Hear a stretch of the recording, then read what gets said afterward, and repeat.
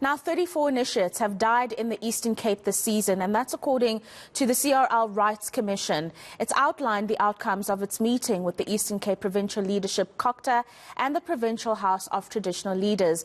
Our reporter, Nqobile Madlala, is covering the story and joins us now with further details that came out of this particular inquiry.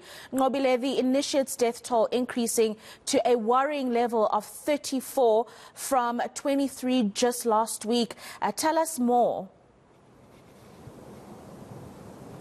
Well, very worrying indeed, Rafua. In fact, the CRL Commission has called it negligence, saying that a loss of life shouldn't be happening, and they've even spoken about the fact that this has had such an impact in families, and they said that anyone who's responsible for this must be held accountable, and therefore they're saying that going forward they will be tabling a strategy in terms of how the province must be working towards this and ensuring that accountability is there. But what they're saying, Rafua, is that this is something that is not right, and a rite of passage to manhood for culture shouldn't be a right to death, in a sense. And they're saying that going forward they want accountability, and the provincial structures in all levels needs to be accountable, and they need to do something about it. But let's listen in to the CRL Commission.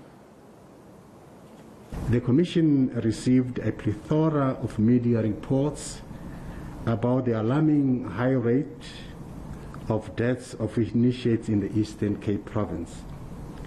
At the time of receiving the reports, the province had lost 23 initiates, and as of yesterday, 22 December 2021, the deaths of initiates have increased to 34, albeit different causes.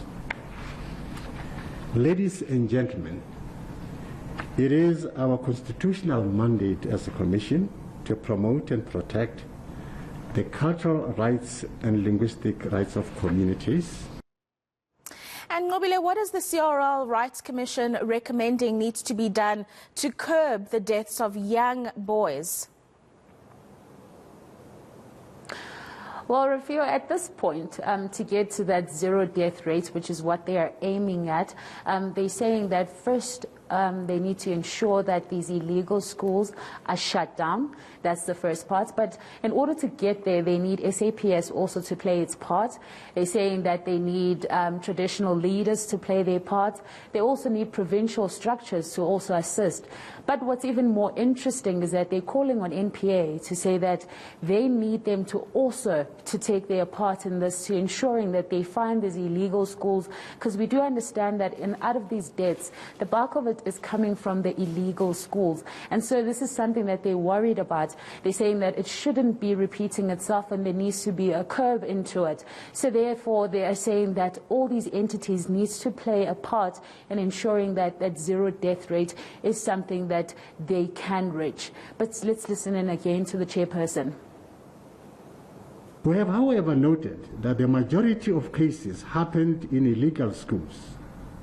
We have also noted that except 2 or 3 cases which are alleged to have happened naturally and through abuse of initiates, the majority of cases are still awaiting the post-mortem results. After 3 hours of intense and rigorous engagement, the Commission makes the following recommendations, and are already communicated to those that attended the meeting yesterday from the province. They are as follows. 1, that all illegal schools in the province must be closed with immediate effect. Those tasked with such responsibilities in terms of the customary Initiation Schools, Children's Act, Provincial Initiation Act, Provincial Initiation Task Team, local municipalities, traditional leaders of which these unfortunate incidences are taking place under their jurisdiction, and others must ensure that such schools are closed down. for those responsible for gross negligence in the initiation schools. As a result, the Commission calls on the South African Police Services to fast-track the processing of already open cases to bring those responsible to book, and that should serve, and that successful prosecutions be publicized to serve as a deterrent.